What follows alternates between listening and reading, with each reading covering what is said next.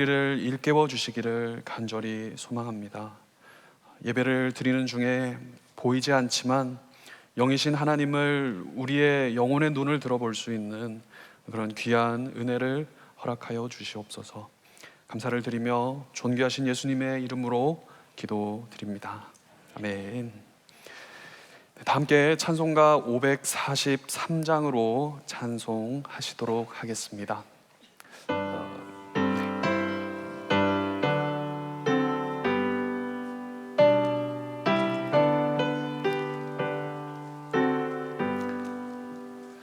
어려운 일 당할 때 나의 믿음 적으나 의지하는 내 주를 더욱 의지합니다. 세월 지나갈수록 의지할 것뿐일세.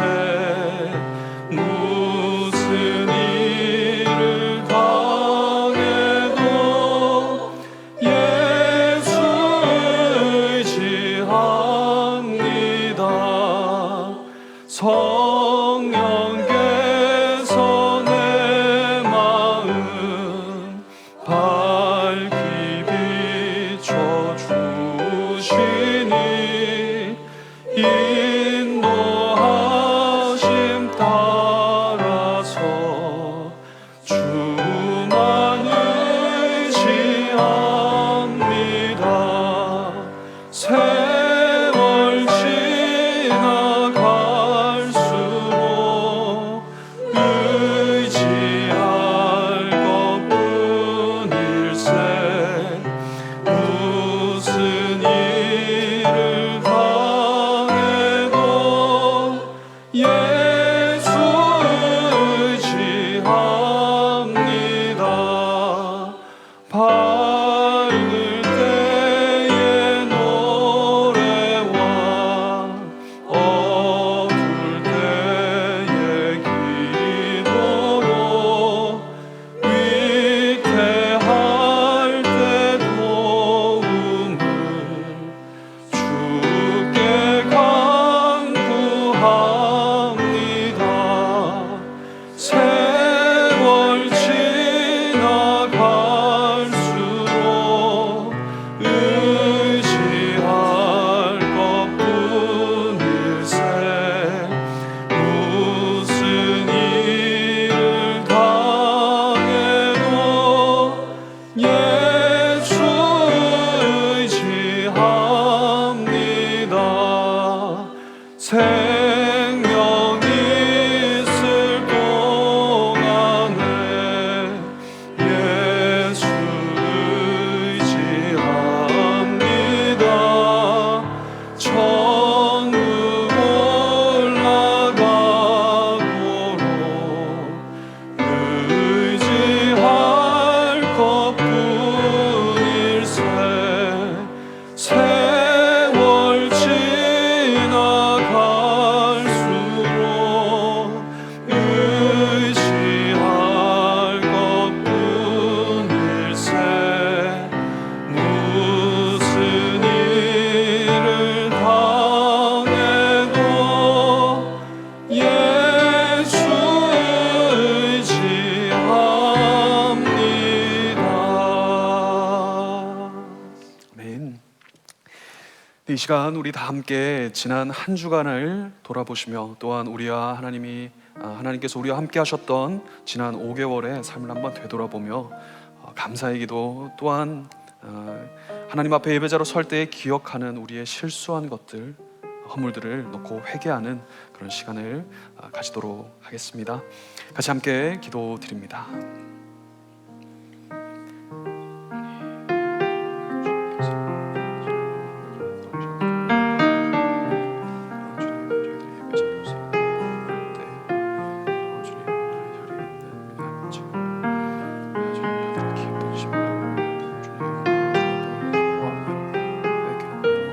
저기 있는 모습 그대로를 주님 앞에 드리시되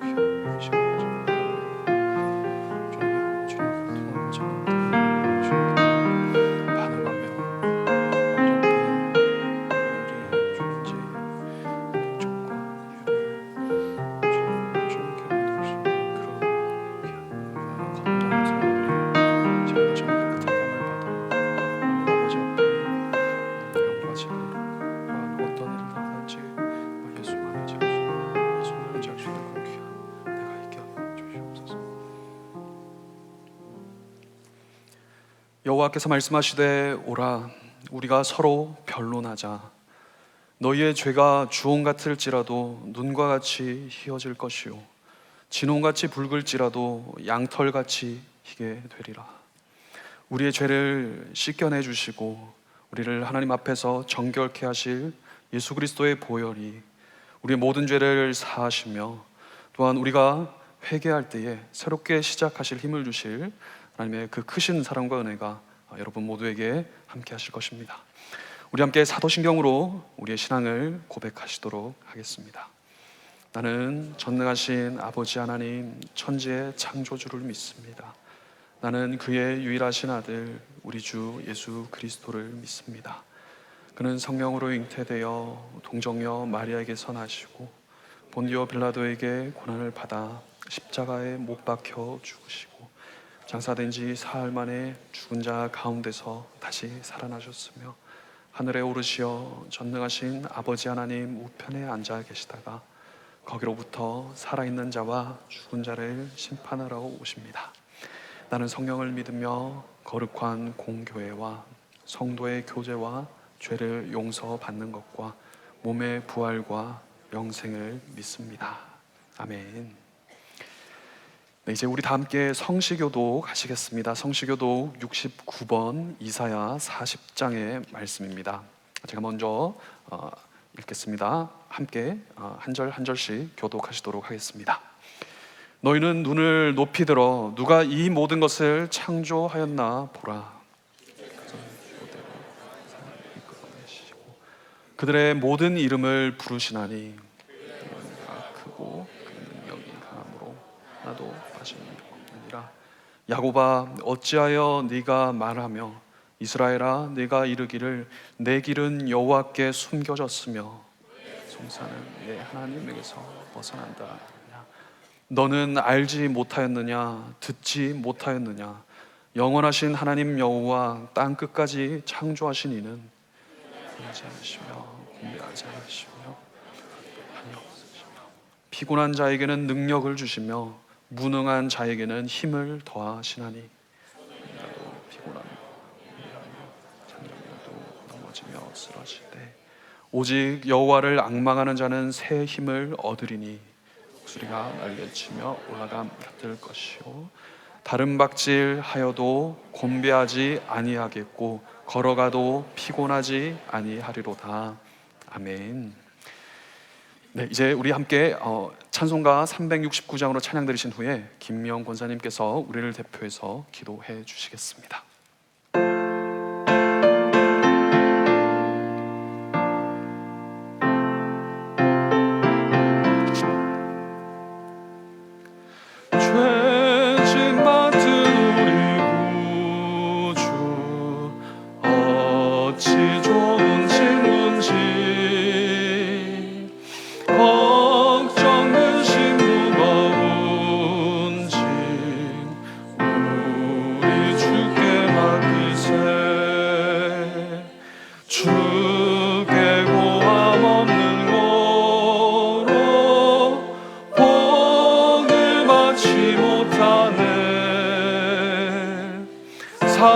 사람들이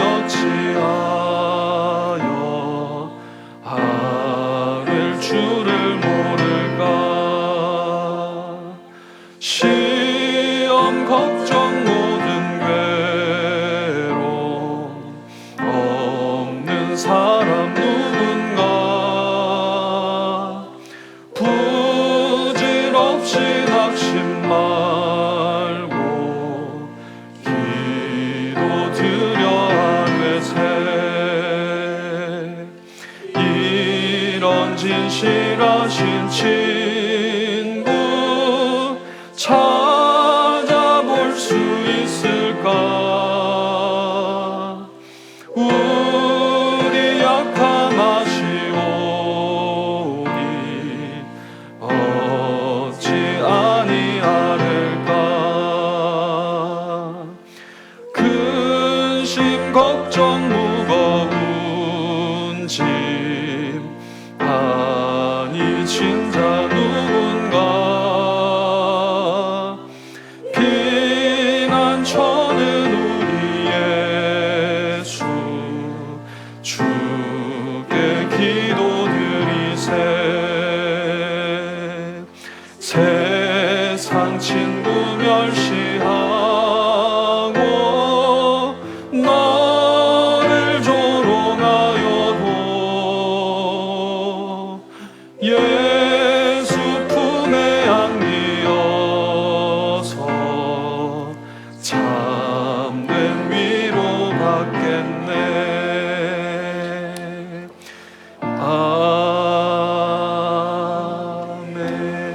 네, 이제 자리에 앉으시겠습니다.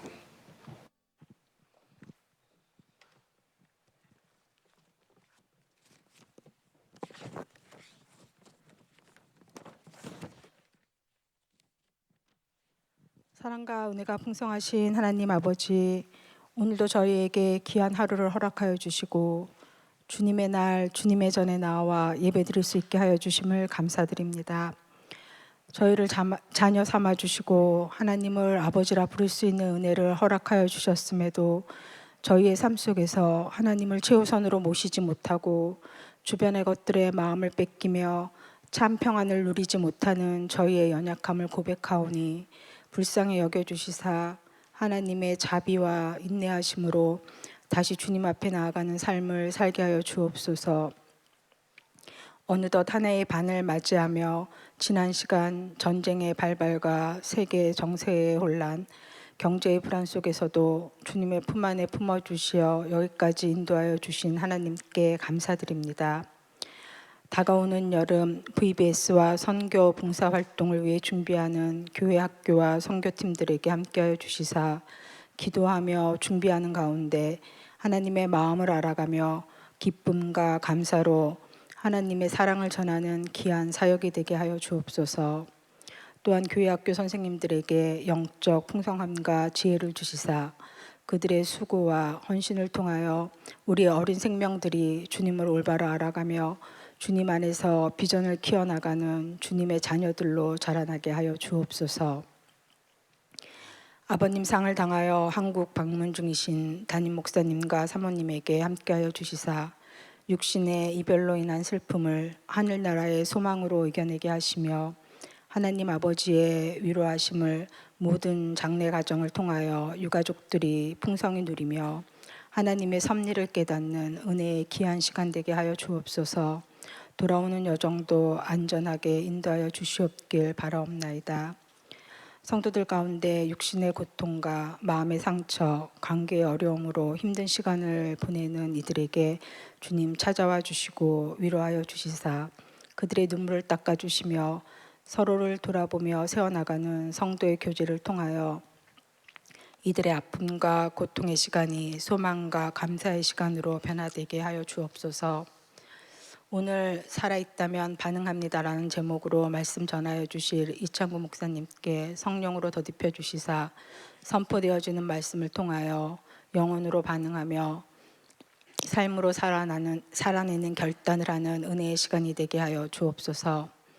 예배를 위해 찬양으로 하나님께 영광 돌리는 성가대와 보이지 않는 곳에서 헌신하시는 이들을 기억하여 주옵시고 이 예배 처음부터 마지막 시간까지 주님 홀로 영광 받으시옵길 바라오며 이 모든 말씀 예수님 이름으로 기도드렸습니다. 아멘.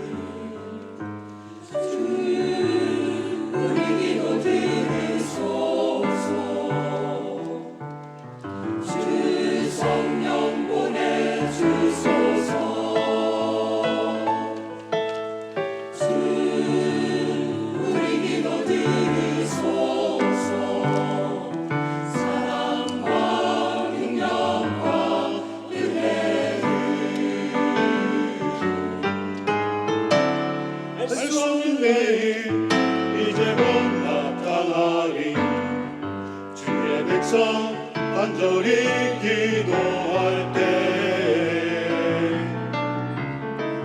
닫힌 문이 열리고 막힌 강 모두 무너지니 주의 백성 간절히 기도할 때 주 우리 기도 들으소서 주 성령 보내주소서 주 우리 기도 들으소서 사랑과 능력과 은혜를 하늘이 주님께 하신 그 손길 주의 백성 간절히 기도할 때 그때 새로운 생기 노랫소리 부어지니 주의 백성 간절히 기도할 때 그때 하늘을 하여서 우리 기도 들으소서 주 성령 보내주소서 주 우리 기도 들으소서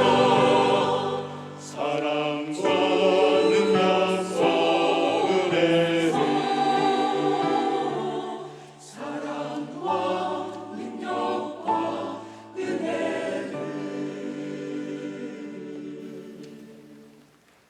사랑과 능력과 은혜를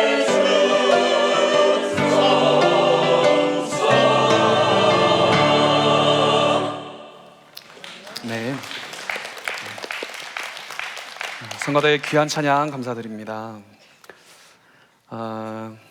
오늘 우리들에게 주시는 하나님의 말씀을 함께 보도록 하겠습니다. 하나님의 말씀은 사도행전 12장 1절로부터 9절까지 말씀입니다. 사도행전 12장 1절로부터 9절까지 말씀인데요. 아마 어두우셔서 이게 화면으로 함께 보시면 좋을 것 같습니다. 제가 이 생명의 말씀을 봉독해 드릴 때에 성령의 은혜로 살아계신 하나님의 음성을 들으실 수 있기를 바라겠습니다. 봉독해 드리겠습니다. 그때에 헤로드 왕이 손을 들어 교회 중에서 몇 사람을 해하려 하여 요한의 형제 야고보를 칼로 죽이니 유대인들이 이 일을 기뻐하는 것을 보고 베드로도 잡으려 할세 때는 무교절 기간이라. 잡음에 옥에 가두어 군인 내식인 내 폐에게 맡겨 지키고 유월절 후에 백성 앞에 끌어내고자 하더라. 이에 베드로는 옥에 갇혔고 교회는 그를 위하여 간절히 하나님께 기도하더라. 헤롯이 잡아내려고 하는 그 전날 밤에 베드로가 두 군인 틈에서 두 쇠사슬에 매어 누워 자는데 파수꾼들이 문 밖에서 옥을 지키더니 호련히 주의 사자가 나타나매 옥중에 광채가 빛나며 또 베드로의 옆구리를 쳐 깨워 이르되 급히 일어나라 하니 쇠사슬이 그 손에서 벗어지더라.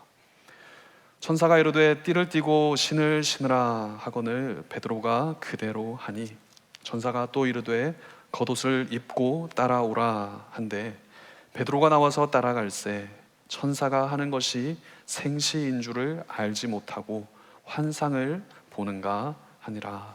아멘. 후에도 광고를 드리겠지만 또 기도해 주셨던 것처럼 지금 달 목사님의 아버님께서 소천을 하셔서 지금 목사님과 사모님은 한국에 출타 중이십니다. 유가족들을 위해서 우리가 기도하는 시간을 꼭 이 시간이 아니더라도 예배문을 나가시고 나서라도 꼭 그런 시간이 있을 수 있기를 바라고요. 또 우리도 지금 이 시간 하나님 앞에 예배자로서 서시기를 바라면서 말씀을 전하도록 하겠습니다.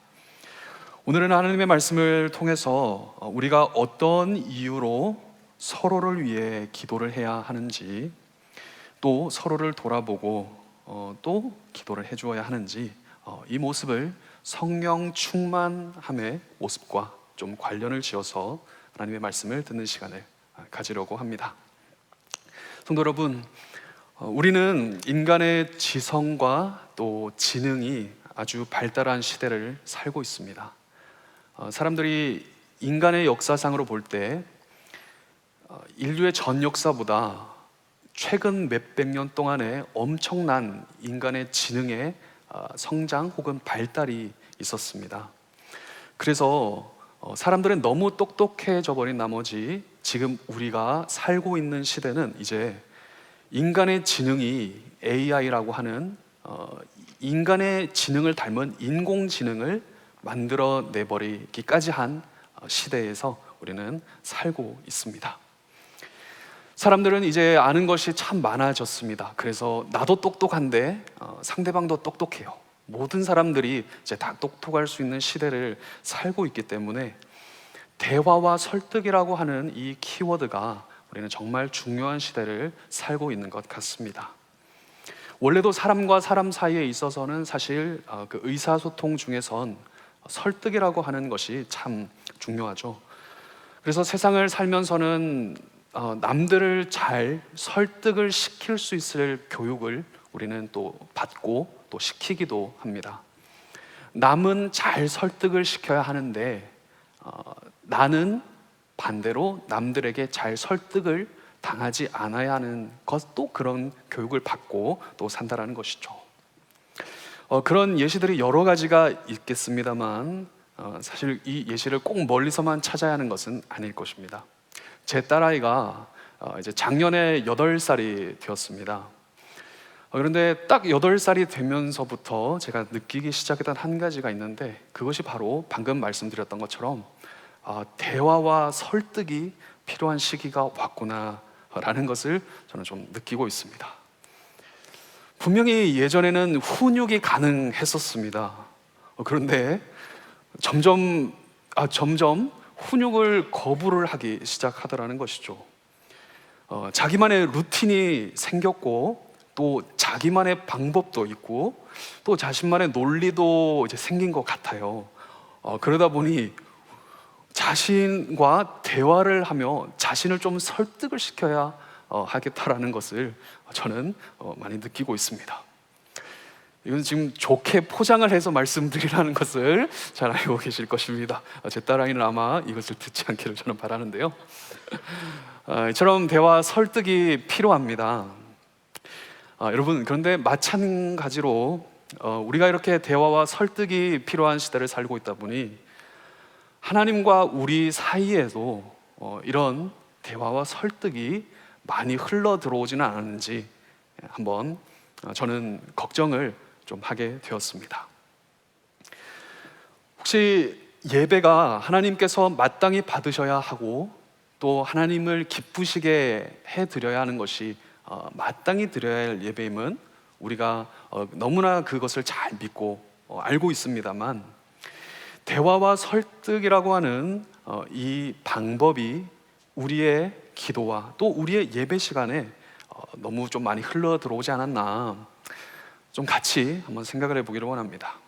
무슨 말씀이냐고 하냐면 우리가 예배를 또 그리고 기도를 설득이나 대화라고 하는 이 방법을 통해서 우리도 모르게 내가 하나님과 어떤 대화를 해서 내가 하나님을 설득을 시키든지 아니면 하나님이 나를 설득해 주시기를 우리가 너무나 원하고 있나 하는 것입니다.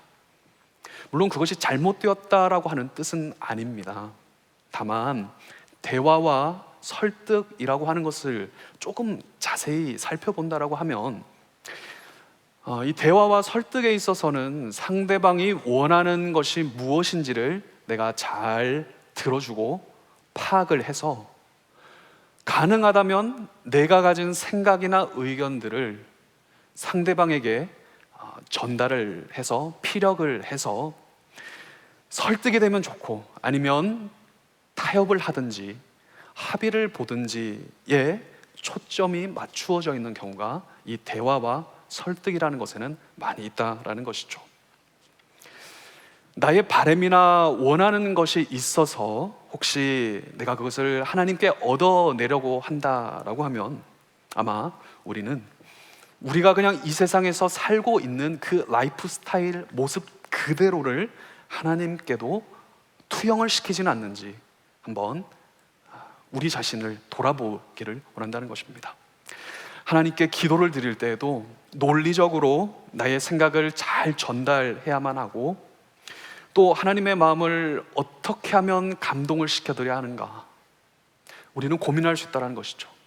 하나님의 마음을 감동시키는 것이 여러분 나쁜 것이 절대로 아니죠. 하나님께서 감동을 받으실 수 있다면 정말 감사한 일이겠습니다만, 왜 우리가 하나님께 감동을 드려야 합니까? 라고 물어봤을 때, 혹시 하나님께서 감동을 하셔서 내가 가지고 있는 원함이나 바램을 하나님께 피력을 하고 설득을 혹시나 시키려고 하는지, 그것을 우리는 좀 뼈 아프게 물어볼 수 있어야 한다는 것이죠. 기도도 마찬가지입니다. 그러나 사랑하는 성도 여러분, 우리가 그렇게 이 세상 속에서 살아가는 것이 참 너무나 당연한 것 같은 이 세상을 살지만, 사실 하나님과 우리 사이에 있어선 대화와 설득보다 더 중요한 것이 있으니, 바로 오늘 설교 제목처럼 하나님과 우리 사이에 있어서 더 필요한 것은 대화와 설득이 아니라 바로 반응이라고 하는 것입니다. 여기서 말하는 반응이라고 하는 것은 사람만 있다면 누구나 할 수 있는, 살아있는 생명체라고 한다면 누구나가 해낼 수 있는 그런 아주 기본적이고 기초적인 것을 의미합니다. 심지어 갓난아이라고 하더라도 갓난아이는 자신이 지금 살아있다라는 것을 반응을 해보인다라는 것이죠. 물론 자신의 필요에 의해서 그 필요를 여러 가지 방법으로 쏟아냅니다만, 그것을 우리는 반응, 살아있음으로 인하여 보는 반응이라고 볼 수 있다라는 것이죠. 계속해서 말씀을 이어가 보도록 하겠습니다. 방금 전에도 말씀을 드렸듯이 우리가 하나님께 드리는 예배는, 또 기도는 그런 의미에 있어서 우리와 하나님 사이에, 특별히 우리가 하나님께 드려야만 하는 일종의 반응과 같다라고 하는 것입니다. 이렇게 기도를 할 수 있습니다. 이런 모습을 한번 예시로 설명을 드려보겠습니다. 하나님, 저 지금 감히 하나님을 설득시키러 이 자리에 나온 것 아닙니다. 아니면 하나님의 뜻은 잘 알겠는데 그래도 잘 모르겠습니다. 하나님, 저를 좀 설득시켜 주십시오. 이러는 것도 아닙니다. 그저 반응이라고 하는 것은, 하나님, 제 영혼이 지금 너무 배가 고픕니다. 하나님, 제 영혼이 너무 목이 말라요.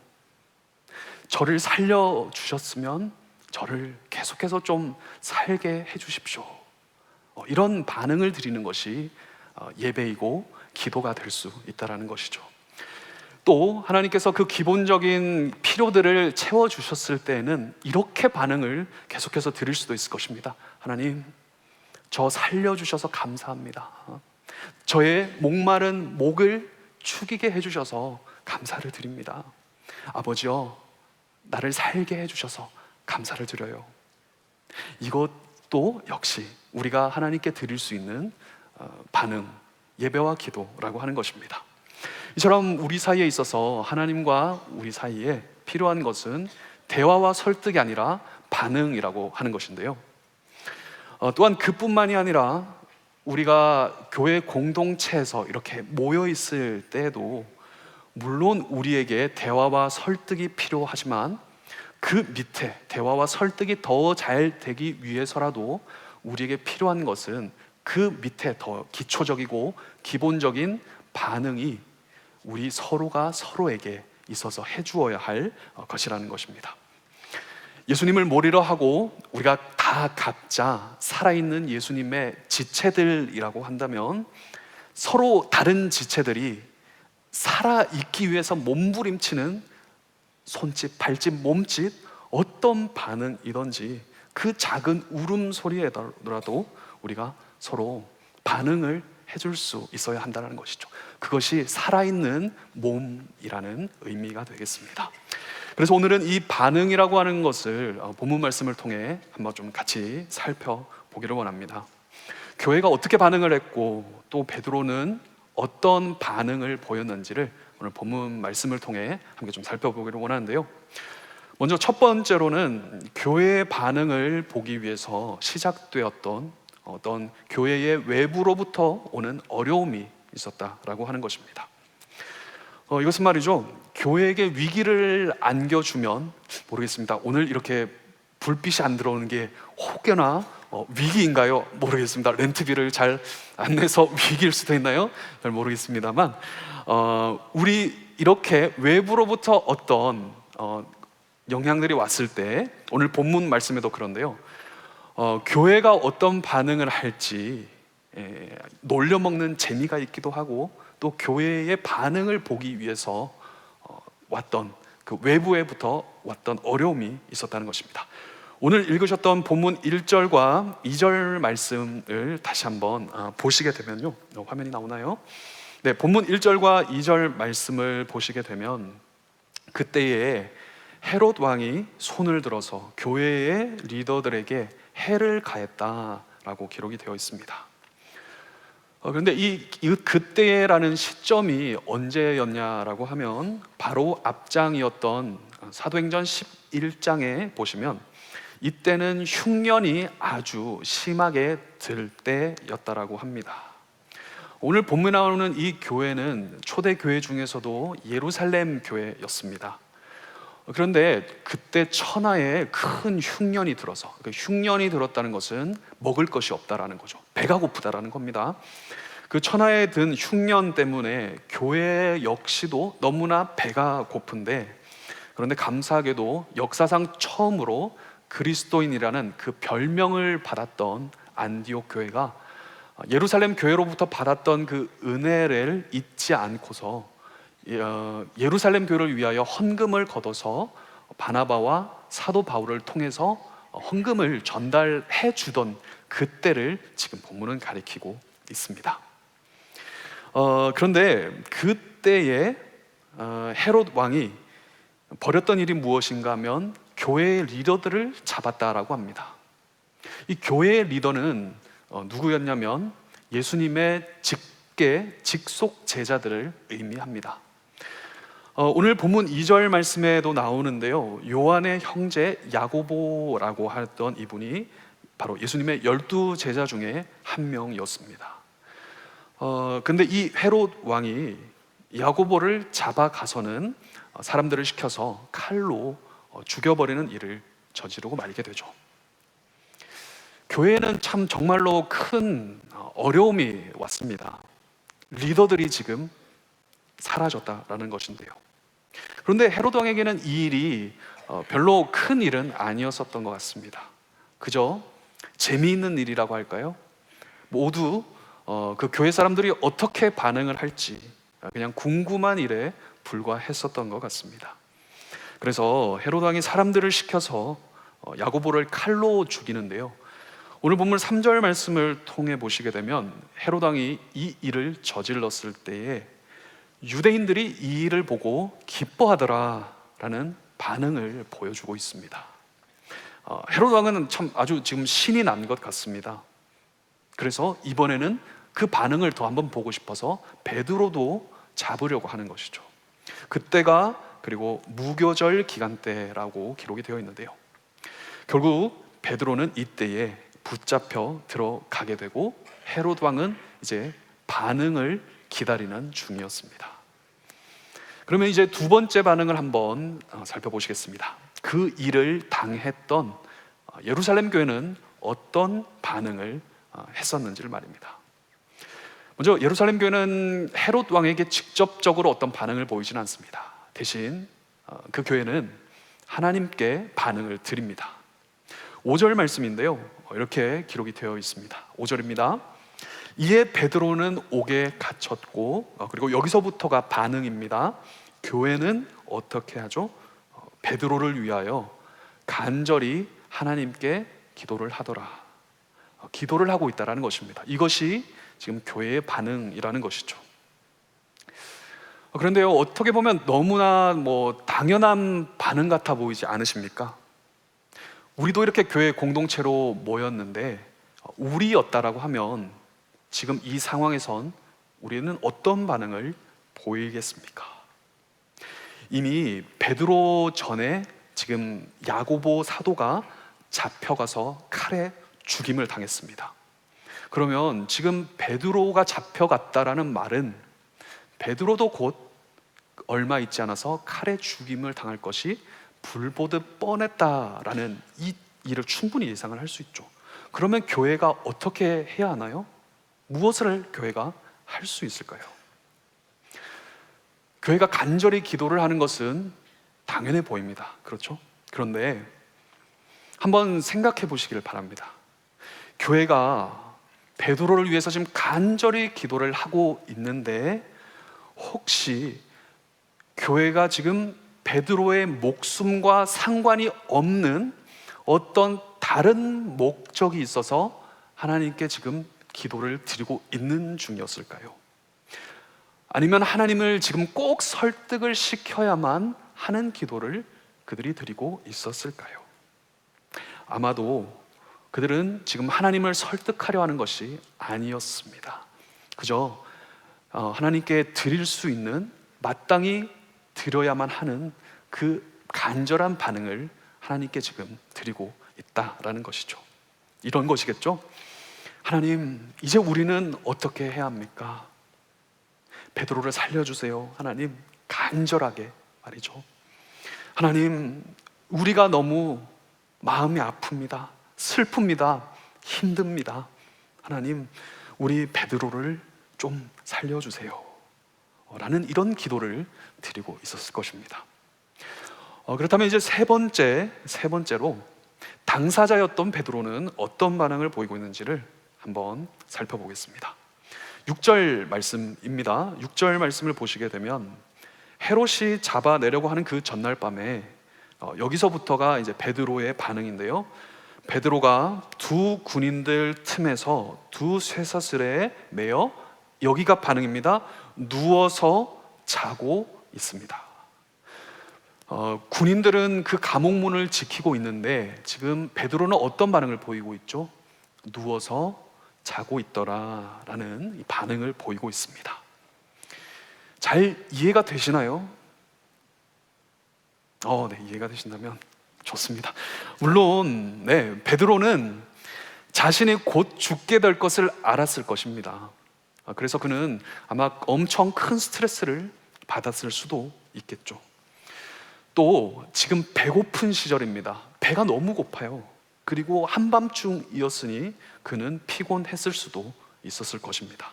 그러나 우리의 일반적인 생각과는 달리 한 가지 확실한 것은 기도를 했었어야만 했을 것 같은 그때에 베드로는 지금 기도를 하지 않고 잠을 자고 있더라라는 것입니다. 그런데 그 잠이라고 하는 것이 담담하게 그리고 담대하게 지금 잠을 자고 있다는 것을 우리는 한번 주목해 보기를 원합니다. 그렇다면 교회와 이 베드로의 반응을 다시 한번 좀 종합을 해보겠습니다. 교회는 지금 베드로를 위해서 간절히 하나님께 기도를 드리고 있습니다. 그리고 정작 당사자였던 베드로는 오히려 담담하게 담대하게 하나님 앞에서 잠을 자고 있더라라는 것입니다. 성도 여러분, 그런데 혹시 지금 이 두 가지의 모습이 뒤어 바뀌어 버린다면 어떻게 그림이 그려지게 되겠습니까? 한번 가정을 해보자라는 것인데요. 교회의 모습과 베드로의 모습이 바뀌어 버린다는 가정을 한번 해보겠습니다. 먼저 사도 베드로는 사람들에게 잡혀서 지금 옥에 들어가 있습니다. 감옥에 들어가 있는데 혼자 간절하게 하나님께 기도를 드립니다. 하나님, 저를 좀 살려주십시오. 저 어떻게 해야 합니까? 하나님, 저를 지켜주세요. 베드로는 지금 혼자 간절하게 기도를 하고 있습니다. 그런데 예루살렘 교회는 다들 누워서 잠을 자고 있습니다. 그들은 베드로가 곧 죽게 될 것을 알았습니다. 그런데 걱정도 너무도 되고 스트레스도 받아요. 그런데 너무 배가 고파요. 그리고 그 시간이 한밤중입니다. 그래서 기도해야 하는 건 알겠는데 또 아까 전에 기도도 했으니 지금 베드로를 위해서 기도하는 대신 교회는 누워서 잠을 자고 있더라. 이것이 바로 뒤바뀌어 버린 모습입니다. 성도 여러분, 그러나 성경은 어떻게 말을 하고 있습니까? 이 모습이 바뀌어 있다라고 말을 하고 있습니까? 아니요, 전혀 그렇게 말씀하고 계시지 않습니다. 그렇다면 이것은 무엇을 의미하는 것일까요? 네, 이 두 가지의 모습이 절대로 뒤바뀌어서는 안 된다라는 말씀을 하고 계시는 것입니다. 이것이 기록된 하나님의 말씀이며 또한 이것이 우리가 하나님의 뜻을 찾기를 원하는 바로 중요한 지점이라는 것입니다. 그렇습니다. 사도 베드로는요, 정작 가장 당사자였지만 그는 감옥에서 푹 잠을 자고 있었습니다. 그에게는 믿음이 있었습니다. 성령 충만한 믿음이 있기에 그는 담담하게, 오히려 담대하게 잠을 자고 있었습니다. 그의 심정을 Between the Lines라고 하는 이 행간의 의미를 분명히 읽어내 보자라고 한다면 그의 심정은 이렇게 표현이 될 수가 있을 것입니다. 한번 제가 예시를 드려보겠습니다. 주님, 저의 동료였던 야고보도 죽임을 당했고 이제 저도 곧 죽음을 맞이하게 될 것 같습니다. 그러나 주님, 저는 정말로 괜찮습니다. 지난날 그때에 제가 주님을 모른다고 3번이나 부인했지만 주님은 부활 후에 저를 찾아오셔서 저를 용서해 주시지 않으셨습니까? 저는 그때의 감동을 지금도 잊지 못합니다. 주님, 이제 제가 죽음으로써 제가 주님께 진 마음의 빚을 조금이나마 갚을 수 있게 된 것 같습니다. 영광스럽습니다. 이제 저도 주님의 길을 따라 걷겠습니다. 아마도 내일이면 저 천국에서 사랑하는 주님을 뵐 수 있을 것입니다. 주님, 조금만 기다려 주십시오. 이런 담대함과 담담함이 베드로에게는 있었다는 것이죠. 그래서 베드로는 순교를 각오하고 잠에 푹 잘 수 있었던 것입니다. 물론 배가 고프고 피곤하죠. 그러나 그냥 그 잠을 피곤함으로만 우리가 결코 치부해버려서는 안 된다라는 것입니다. 베드로는 분명 살아있음, 영혼이 살아있음의 반응을 드리고 있다라는 것입니다. 그리고 다른 한편으로 예루살렘 교회는 그가 외롭지 않도록, 그가 혼자 있지 않도록 하나님께 간절히 기도를 드리고 있습니다. 간절히 기도로서 반응을 하는 것이죠. 죽기로 결단을 그가 한 것 같지만 하나님, 그래도 베드로를 좀 살려주십시오. 그를 지켜주십시오. 이렇게 반응을 드리고 있습니다. 그 반응 역시도 성령 충만함이 있었기에 가능했던 것이라는 말씀입니다. 그렇습니다. 성도 여러분, 결국 베드로를 향한 교회의 간절한 기도는요, 다음과 같은 결과를 만들어냈습니다. 기도를 들으셨던 하나님께서 호련히 주의 사자를 보내주십니다. 그래서 잠자는 베드로를 깨우시고요, 도저히 열릴 것 같지 않았던 그 감옥문을 열어주십니다. 그리고 오늘 우리가 읽었던 마지막 9절의 말씀처럼 베드로가 천사를 따라가면서 감옥을 빠져나오게 되는데요, 베드로가 지금 너무 놀라서 자신이 지금 꿈인지 생시인지 환상인지를 모르겠을 만큼 하나님께서는 역사를 이루어 가고 계십니다.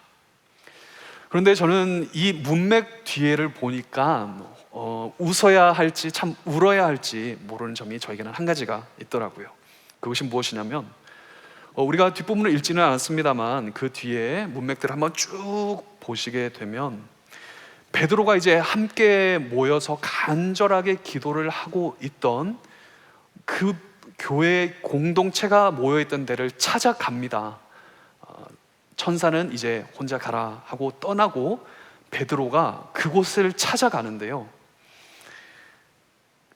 정말 도무지 열리지 않을 것 같은 감옥문은 촥촥촥 열렸는데 그냥 너무나 쉽게 열 수 있을 것 같았던 그 문은 열리지가 않는 겁니다. 그래서 문을 계속 두드려요. 그랬더니만 로데라고 하는 여자아이가 나와서 베드로를 보곤 너무나 놀란 나머지 문 열어주는 걸 깜빡하고 교회의 공동체, 그러니까 집 안으로 다시 들어가서 베드로가 지금 밖에 있다라고 말을 합니다.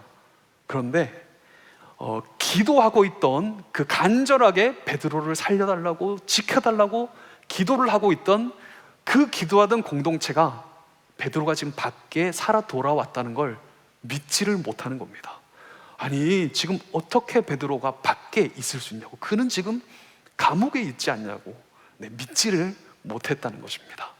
그렇게나 간절히 기도를 했는데도 말이죠, 그들 역시도 베드로가 지금 경험하였던 것처럼 이 일이 지금 꿈인지 생시인지 아니면 환상인지를 모르는 정도에 있었다라는 것입니다.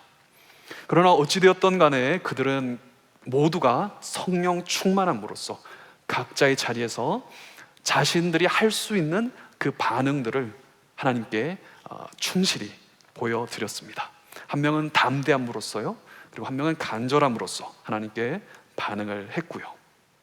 그리고 필요한 때에 하나님께서는 하나님의 뜻대로, 하나님의 주권대로 그렇게 역사를 이루어 가셨습니다. 성도 여러분, 여기서 중요한 것은 우리가 그래서 꼭 간절해야만 한다, 아니면 꼭 담대해야만 한다, 이런 차원의 말씀을 드리는 것이 아닙니다. 기적을 베푸시는 것은 하나님의 주권적인 역사입니다. 그때는 분명히 있었지만 지금은 일어날 수도 있고 일어나지 않을 수도 있습니다. 그러나 더 중요한 것은 우리가 하나님께 드릴 수 있는, 마땅히 드려야 하는 반응을 하나님은 우리가 하기를 원하신다라는 것입니다. 성도 여러분, 그러면 이제 정리를 하며 한번 결론을 맺도록 하겠습니다. 금방 곧 끝내겠지만 또 너무나 갑자기 그냥 금방 끝내는 것은 아닐 것이니까 더 끝까지 잘 들어주시면 감사하겠습니다. 잘 들어주셔서 감사를 드립니다. 처음에 말씀드렸던 대로 우리는 아주 대화와 설득이 필요한 시대를 살아가고 있습니다. 그래서 그런 영향력이 심지어 우리 교회 공동체에도 많이 들어오고 있음을 보게 되는데요, 많은 설교자들은 사실 성도님들을 어떻게 하면 설득을 시킬 수 있을지, 매력을 뽐낼지, 힘을 가져야 할지, 아니면 어떤 능력을 가져야 할지, 교회 공동체 안에서도 설교자들은 우리 청중들을 설득을 시키기 위해서 열심히 노력을 하고 있는 것이 아닌지, 또 반대로 성도님들 되신 청중들께서는 내가 설득을 당하고만 싶은 그런 교회 공동체를 찾기를 너무나 간절히 원하는 것은 아닌지 우리가 한번 깊이 고민해 보기를 원했습니다. 그러나 성도 여러분, 주님이 세우신 교회는 사람들이 인위적으로 만들어낸 어떤 사람들의 인위적인 집단이 아닙니다. 교회는 하나님께서 친히 계획하시고 주도하셔서 세워내신 하나님의 뜻과 하나님의 계획이 이루어져 가야만 하는 공동체입니다. 그 공동체에는 대화와 설득이 물론 필요합니다. 그러나 그 대화와 설득 더 밑에 기본적인 기초적인 것은 반응이라고 하는 것이 필요합니다. 사람만 있다면 누구라도 해낼 수 있는, 나를 살려주셨으면 내가 살고 싶습니다 하는 이 반응을 하나님께도 드리고 우리 서로가 서로에게 그 반응을 서로에게 보여주는 그런 살아있는 공동체가 되어야 한다는 것을 함께 나누어 보았습니다. 그리고 그 반응을 어떻게 해야 할지 우리는 오늘 말씀을 통해서 두 가지로 보았습니다. 하나의 모습은 담대함과 담담함, 자기 자신을 위해서는 조금 더 담담함과 담대함을 가지는 것입니다. 성령이 충만할 때 가능한 것이고요. 그리고 인간의 본성을 넘어서는 이 성령 충만함이 있을 때에는 나 자신을 위해서 가질 수밖에 없는 그 간절함을 서로를 위해서 조금은 양보해주는, 서로를 위해 기도해 줄 수 있는 그런 간절한 모습이 또한 우리가 가질 수 있는 반응이었었습니다. 사랑하는 성도 여러분, 우리는 우리의 힘으로는 그것이 되지 않을 것이지만 성령 충만할 때는 분명히 이런 모습이 일어날 것이다 라는 것을 오늘 말씀을 통해 보았고요. 그리고 특별히 우리가 이제 끝으로 함께 슬픔과 아픔을 지금 감당 중이신 담임 목사님과 또 사모님, 유가족들을 위해서 이 시간에도 마음속으로도 좋지만 또한 여러분들이 돌아가셔서도 이번 한 주 동안에라도 목사님과 유가족들을 위해 기도해 주시기를 좀 부탁을 드리겠습니다. 또한 아울러서 이 자리에 계신 얼굴은 잘 안 보이지만 옆에 계신 서로 성도님들을 기억하시면서 우리가 함께 또한 이번 한 주간을 살아가면서 기도를 했으면 합니다. 또한 지금 이 자리에 없는, 예배에 참석하지 못하고 있는 우리 교회 성도들을 위해서도 꼭 한번 기억하시고 기도해 주시기를 부탁드리겠습니다. 남몰래 눈물을 삼키고 또 눈물을 훔치고 있는 그런 지체들이 분명히 있지 않겠습니까? 그때도 그분들이 여러분들의 기도를 들을 수는 없을 것이지만 여러분들의 기도를 들으시는 하나님께서 역사하신다면 그분들이 눈물을 삼키고 있을 그때에 불현듯 하나님이 나와 함께 계시는구나, 내가 혼자가 아니구나, 나를 위해 기도해주는 우리 교회가 있구나, 이런 반응들을 하게 되기를 소망하는 것입니다. 사랑하는 성도 여러분, 그런 반응을 이번 한 주간에 마음껏 가져보시는 그런 우리 복된 성도님들이 다 되시기를 주님의 이름으로 축복하겠습니다. 함께 기도 드리시겠습니다. 살아계신 하나님, 또 우리 아버지, 오늘도 주님께서 역사하셨던 그 기록된 말씀을 통해 우리가 아버지의 뜻을 받듭니다. 아버지여, 우리가 이 세상을 살아가는 가운데에서도 이 세상을 영원히 살 것처럼 살지 않으며 영원한 저 천국을 소망하고 이 세상을 나그네처럼 그냥 잠시 있다가 갈 사람들처럼 그렇게 담담하게 또 담대하게 때로는 간절하게 삶을 살아내는 성령 충만한 우리들이 되기를 간절히 기도드립니다. 하나님, 아버님을 천국으로 보내드리며 마음 아파하고 계신 담임 목사님과 유가족들의 마음을 살피시며 함께하여 주시고 또한 여러 가지 모습들과 사정들로 인하여서 각자의 삶 속에서 지금도 눈물을 삼키고 있을 우리 교회 모든 지체들에게도 동일한 은혜를 허락하여 주시옵소서. 우리가 성령 충만함을 늘 사모하게 하시며 성령님께 순종하며 살아갈 수 있는 그런 반응해내는 우리가 되게 하여 주시옵소서. 영광을 받으시옵소서. 살아계신 우리 주 예수 그리스도의 이름으로 간절히 기도드립니다. 아멘. 네, 이제 순서대로 광고의 말씀을 좀 몇 가지 드리도록 하겠습니다. 먼저 방문하신 가정이 있어서 좀 소개를 드리도록 하겠습니다. 김은진 집사님의 지인이라고 하시는데요, 구현동 성도님, 김가비 성도님입니다. 혹시 계시다면 자리 한번 일어나 주시면 저희가 박수로서 환영하겠는데요. 구현동, 김가비 성도님 혹시 어디 계십니까? 네, 알겠습니다. 네, 환영합니다. 감사를 드립니다. 네, 그래도 저희 박수로 한번 환영하겠습니다. 그리고 송무섭 집사님의 고모님이 방문을 해 주셨습니다. 네, 존 프랭클랜드라는 영실이라는 이름을 가지고 계신 고모님이신데요. 혹시 어디 계십니까? 계시면 저희들이 환영하겠습니다. 네, 반갑습니다. 환영합니다. 감사합니다.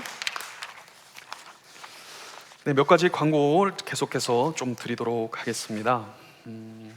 먼저 첫 번째로는 돌봄부에서 주관하는 거리 식탁 사역 나눔이 돌아오는 토요일 6월 6일 오후 1시에 있다라는 광고가 나와 있습니다. 원래는 둘째 주일에 항상 거리 식탁 나눔을 하는데요, 이번에는 또 그 둘째 주간에 일정이 있어서 이번 주를 한 주 앞당기고 왔습니다. 또한 다음 주에도 광고가 나갈 예정입니다. 그래서 이 사역을 위한 도네이션도 계속해서 받고 있습니다. 이 귀한 사역에 함께 참석하시기를 원하시는 분들은 차미경 원사님이나 또한 돌봄부원 임원들을 통해 문의를 해주시면 감사하겠습니다. 그리고 다음 광고입니다. 제자반 19기와 사역반 12기의 수료식은 담임 목사님이 귀국을 하시고 나서인 6월 14일 주일로 연기를 하도록 하겠습니다. 함께 계속해서 목사님 돌아오실 때까지 기도해 주시면 감사하겠고요. 그리고 유년부 여름 성경학교인 VBS가 있습니다. 기간과 대상은 광고에 나와 있죠. 그런데 이 VBS 자원봉사자를 좀 모집을 하고 있는데 그 자원봉사 모집을 오늘까지로 좀 받으려고 합니다. 그래서 특별히 좀 더 관심을 가져주시고요. 주보에 기록된 절차대로 함께 해주시면 감사를 드리겠습니다. 그리고 다음 광고입니다. 말씀드린 대로 담임 목사님의 부친 되시는 고 장용덕 목사님께서 한국 시간으로 이번 5월 26일 화요일 오전 2시 10분에 하나님의 품에 안기셨습니다. 그래서 장례 일정은 모두 잘 마쳤고요. 부친 목사님께서 본인이 시무하셨고 또 원로 목사님으로 계시던 대구 남덕교회의 부활동산이라는 곳에 지금 안장이 되셨습니다. 목사님과 사모님과 유가족들을 위해서 우리가 계속해서 기도하기를 원합니다. 그리고 또 한 가지 좀 광고가 있습니다. 주보에 좀 짧게 나와 있는 그냥 한 줄짜리 광고일 수도 있는데요. 현재 지금 볼리비아라는 나라에 의료 선교를 하러 가 계신 우리 교회 성도님 계십니다. 더드림 선교회 소속의 우리 한귀희 집사님이 지금 볼리비아로 한 3주 동안 의료 선교를 가셨어요. 그런데 그 볼리비아의 지금 정치적인 상황 때문에 좀 데모가 있게 돼서 좀 안전을 도모해야 하는 상황이라서 본래 오늘 귀국 비행기를 타려고 했지만 비행기를 좀 3일 후로 좀 늦췄다라는 그런 기도 제목이 왔습니다. 그래서 귀국이 좀 늦춰지지 않고 무사히 선교팀이 다 좀 돌아올 수 있기를 부탁드린다는 기도 제목이었습니다. 함께 좀 꼭 기억해 주시고 기도해 주시면 감사하겠습니다. 그리고 홍석준 집사님의 아내 되시는 심정원 집사님이 지난주에 등록을 하셨고요. 감사를 드립니다. 그리고 이제 좀 아쉬운 광고를 하나 드려야 될 것 같습니다. 작별 광고인데요. 박여명 자매 계십니까? 혹시 앞으로 한번 나와서 우리 인사하고 기도해 주도록 하겠습니다. 우리 여명 자매는 우리 교회에서 찬양팀 싱어로 한 3년여간을 같이 섬기면서 또 더드림 선교회에서도 열심히 잘 섬겨주었습니다. 웨스턴 대학에서 이제 치과 의사가 되는 과정을 다 잘 마쳤고요. 원래 집이 이제 미시사가여서 이제 오늘을 끝으로 해서 이제 본가로 돌아가서 또 다음 본인의 삶을 이제 살아가게 될 것 같습니다. 그래서 우리는 함께 좀 아쉬운 마음으로 그렇지만 또 축복하는 마음으로 인사를 하고 들어갔으면 좋겠는데요. 제가 짧게 기도하고 저희들 함께 또한 축복하고 인사하는 시간 가지도록 하겠습니다. 기도하시겠습니다. 하나님 아버지 감사를 드립니다. 귀한 소명을 주시고 또 귀한 사명을 허락하셔서 약 지난 3년여간 여명 자매의 인생 가운데서 우리 교회와 함께 우리가 여명 자매와 함께 신앙생활을 할 수 있도록 해주셔서 감사를 드립니다. 아버지여, 아쉬운 마음이지만 또한 기쁜 마음으로 여명 자매를 축복하며 떠나보내기를 원합니다. 아버지께서 지금까지 동행하여 주셨듯이 앞으로의 여명 자매의 인생의 여정 가운데서도 아버지의 선하신 손길이 계속 함께 하시기를 간구드립니다.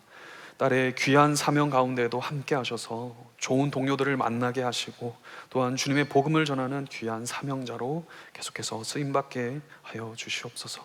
감사를 드리며 예수님의 이름으로 기도드립니다. 아멘. 네, 이제 인사하시고 들어가도록 하겠습니다. 감사합니다. 네, 이제 다른 광고는 주보를 또 참조해 주시면 감사하겠습니다. 그럼 이제 우리 함께 모두 일어나셔서 마지막 결단의 찬양으로 함께 찬양 드리도록 하겠습니다.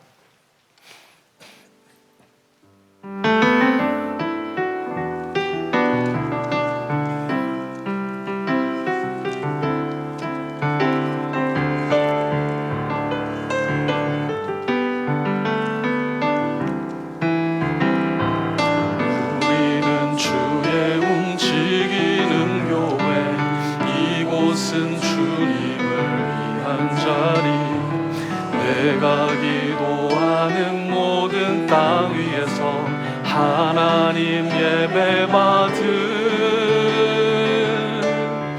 그날을 모대하네. 나의 노래로 주님의 성전을 지으리. 높임을 받으소서. 이스라엘의 찬송 증거하신 주님은 거룩하십니다. 두 손 들어 주님의 보좌를 만들고 맘 다해 경배하리. 구름 날개 사이에 임하신 것처럼 내 위에 임하소서. 하나님 우리가 이곳에 섰으니 이 땅을 치유하소서. 하나님 우리가 어디에 있든지 주를 높이리라. 열방들아 주님을 송축할지어다. 그 발 아래 입 맞추라. 영원한 통치자 주 예수 그리스도, 그는 위대하신 왕. 우리는 주의 움직이는 교회, 이곳은 주님을 위한 자리. 내가 기도하는 모든 땅 위에서 하나님 예배 받은 나를 모대하네. 아멘. 함께 기도하시겠습니다. 아버지 하나님, 영광을 받으시고 우리의 상한 마음을 고치시며 회복해 하셔서 성령 충만함으로 우리가 하나 되게 하시고, 지금도 남몰래 여러 가지의 고민과 또 아픔을 감당하고 있을 모든 심령들 가운데 생기를 허락하여 주옵소서. 주님, 그리하여 우리가 주님께 살아있음으로 인해 드릴 수 있는 반응을 마음껏 펼쳐내는 그런 귀한 주님의 권속들이 다 되게 하여 주시옵소서.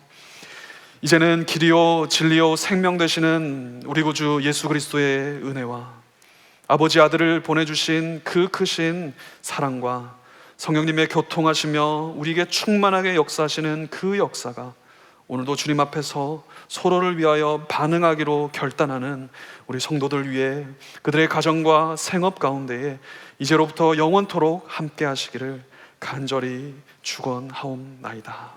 아멘.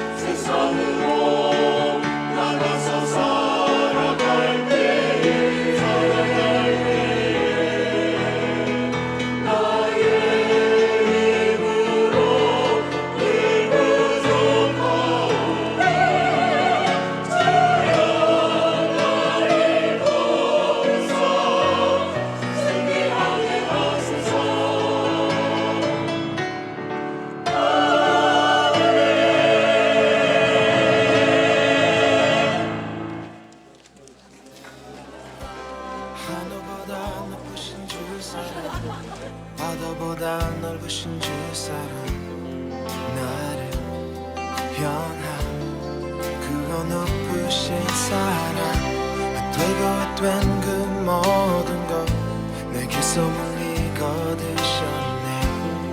나의 수지